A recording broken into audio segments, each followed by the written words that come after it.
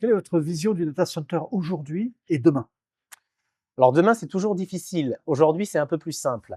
Ce qui me semble, c'est qu'on constate que le data center est en train de passer finalement, et quand je dis le data center, c'est aussi bien la partie cloud que la partie IA, d'un mode de construction, et quand je dis construction, de projet, qui était un mode un peu artisanal, sur mesure, avec finalement une réglementation et un environnement qui progressivement s'est adapté à une logique qui est aujourd'hui une logique beaucoup plus industrielle, avec évidemment un changement d'échelle sur les investissements, un changement d'échelle sur les puissances, un changement d'échelle aussi sur les acteurs.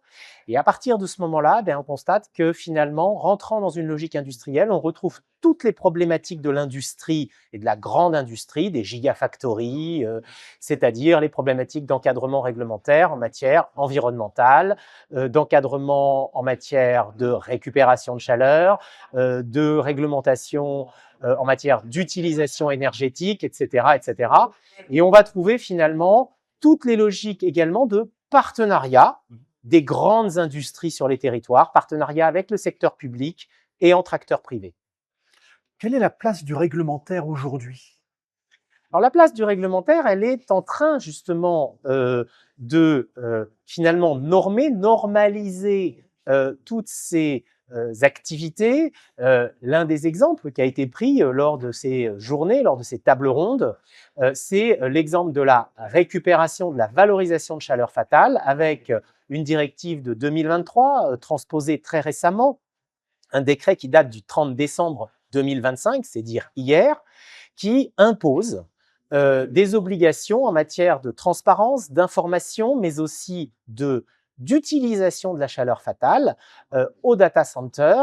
Et cette obligation, il va falloir maintenant voir comment est-ce qu'on la met en œuvre. Alors, comment? Pas seulement techniquement, parce qu'il y a déjà aujourd'hui des data centers qui utilisent la chaleur fatale pour alimenter des réseaux de chaleur. On a eu des exemples d'ailleurs encore une fois lors des débats, mais le rendre systématique, ça va imposer de mettre en place des solutions industrialisables, reproductibles, et ça, la réglementation, elle est en devenir là-dessus.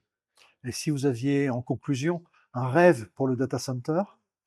Un rêve pour le data center. Alors, un rêve pour le data center, ce serait finalement qu'il arrive à trouver à la fois son régime de croisière en termes de capacité de la France à finalement être attractif dans ce domaine, mais aussi justement à trouver son rythme de croisière du point de vue contractuel, normatif, et s'intégrer pleinement dans deux réalités, l'une d'aujourd'hui, vous posiez la question d'hier et d'aujourd'hui et de demain, pardon.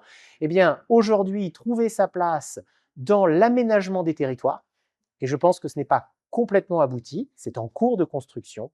Et puis demain, et ça a été dit là encore, en particulier quand on parle des data centers en matière d'IA, eh bien, demain, d'être capable de trouver l'agilité nécessaire et la réversibilité. C'est-à-dire, ce que moi je crains, c'est qu'il y ait finalement des friches de data centers dans 10 ans, dans 15 ans.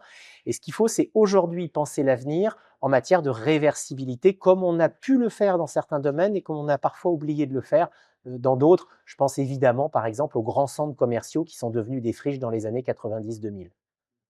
Merci. Merci.